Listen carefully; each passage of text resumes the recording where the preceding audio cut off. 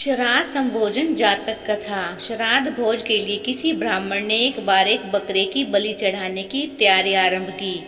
उसके शिष्य बकरे को नदी में स्नान कराने ले गए। नहाने के समय बकरा एकाएक बड़ी जोर से हंसने लगा, फिर तत्काल दुख के आंसू बहाने लगा। उसके विचित्र व्यवहार से चकित होकर शिष्यों ने उससे जब ऐसा करने का कारण जानना चाहा, तो बकरे ने कहा कि कारण वह उनके गुरु के सामने ही बताएगा।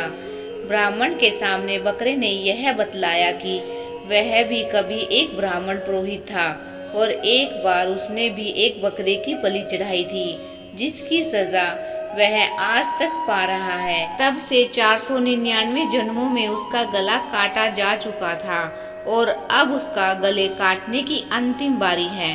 इस बार उसे एक बुरे कर्म का अंतिम दंड भुगतना था, इसलिए वह प्रसन्न होकर हंस रहा था, किंतु वह दुखी होकर इसलिए रोया था कि अगली बार से उस ब्राह्मण के भी सिर 500 बार काटे जाएंगे।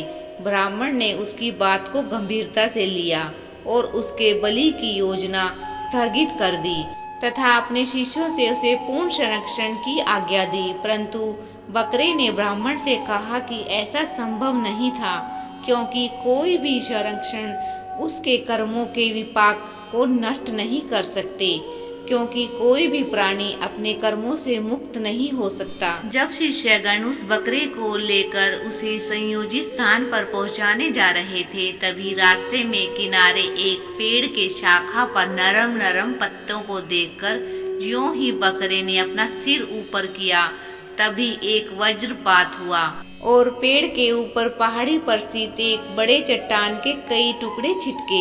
एक बड़ा टुकड़ा उस बकरे के सिर पर इतनी जोर से आ लगा कि पलक झपकते ही उसका सिर धड़ से अलग हो गया।